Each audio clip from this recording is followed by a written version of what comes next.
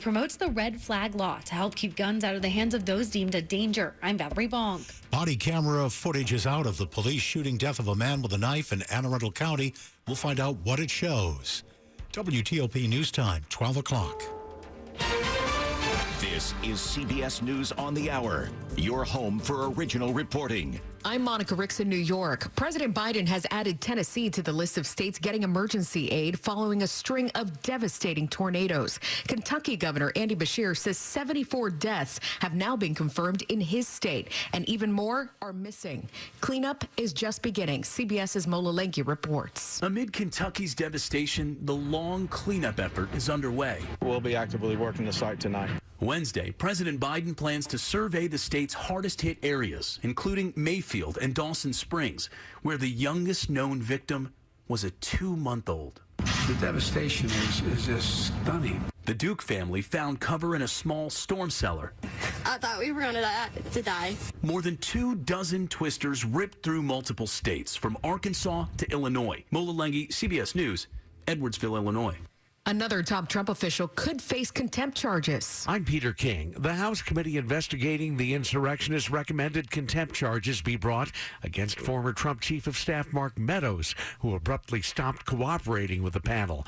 Meadows tells Fox News he's not surprised. This is about Donald Trump and about actually going after him once again. A series of texts reveals that several Fox News anchors and even Donald Trump Jr. were trying to get Meadows to push Mr. Trump into trying to stop the siege. The Air Force has discharged 27 people now for refusing to get COVID vaccines. They're believed to be the first service members to be removed for disobeying the military's mandate. Thousands of others have gotten exemptions.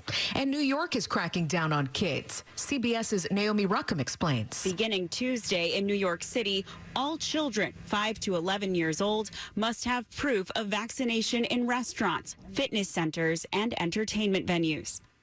The Defense Department says no U.S. troops involved in a drone strike that killed 10 Kabul civilians, including 7 children, will face disciplinary action. Pentagon Press Secretary John Kirby. There was not an overt line in there that said we don't recommend accountability. There certainly was no line in there that we recommend accountability. Their recommendations were more about procedure and process, and the Secretary reviewed them, has accepted them. Former Minneapolis police officer Derek Chauvin will reportedly change his plea in a federal civil rights case over the death of George Floyd. He will plead guilty, according to the filings that we've seen. These talks have been underway for about 9 months. But the big thing Wednesday is that we will hear from Derek Chauvin, and for the first time, we should hear why he did it. That is WCCO TV reporter Esme Murphy. This is CBS News. WTOP at 12:03. Good Tuesday morning, December 14th, 2021. Welcome in, everybody. We're looking at a clear, very cold overnight early morning, low in the 20s by Tuesday daybreak. We're at 32 in our nation's capital now. Dean Lane, we do indeed thank you for taking us along for your morning ride. Dropping the local stories we're looking at for you as we do head into this Tuesday together.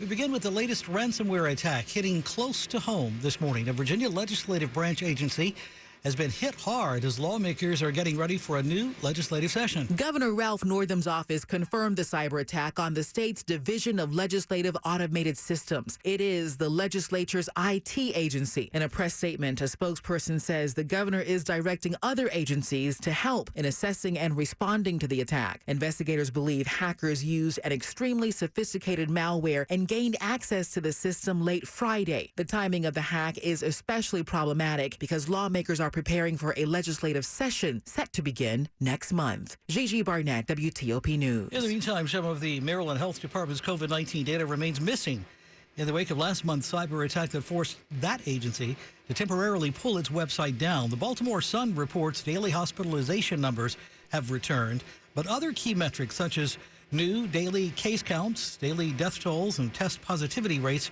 remain missing this morning. Last week, Governor Larry Hogan in Maryland said the website would be fully restored by Friday and that none of that data has been compromised. Stay tuned.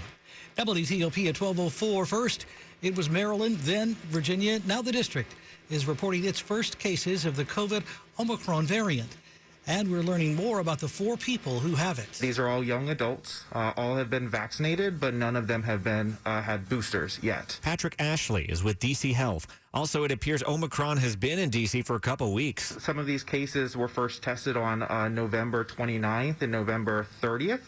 And the final case was tested on December 7th. Georgetown University says one of the cases involves a member of the school community who traveled domestically recently. It's unclear if it's a student. That person has only been back on campus once since before Thanksgiving. That visit was to take a COVID test. So far, the school says there's no sign that they got sick from being on campus. Mike Murillo, WTOP News. Virginia's red flag law has been in effect since July of 2020, and while there are calls to repeal that law, officials locally in Fairfax County say this morning it's an important tool for taking guns away from those who are deemed a risk. Guns and domestic violence do not mix. James Walkinshaw, representing Braddock on the Fairfax County Board of Supervisors, said a victim of domestic violence whose abuser has access to a firearm is 5 times more likely to be murdered. Firearms contribute to domestic violence. They significantly increase the lethality. The law takes guns out of the hands of those determined to be a risk to themselves or others and prevents them from buying a gun. Fairfax Commonwealth's attorney Steve Toscano. Some in Richmond have expressed a willingness to repeal these red flag laws. We cannot let that happen. It is too important. Valerie Bonk, WTOP News. WTOP News Time, 12:06 Tuesday morning.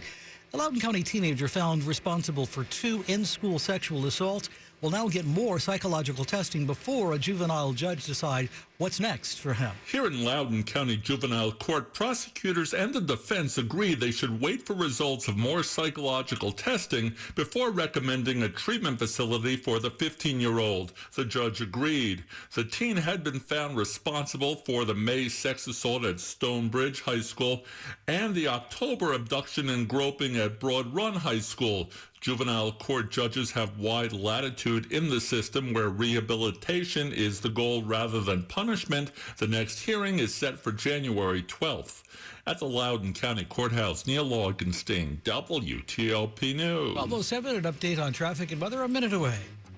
Building a gingerbread house? Check. Writing holiday cards to friends and family? Check. Buying new tires for your car?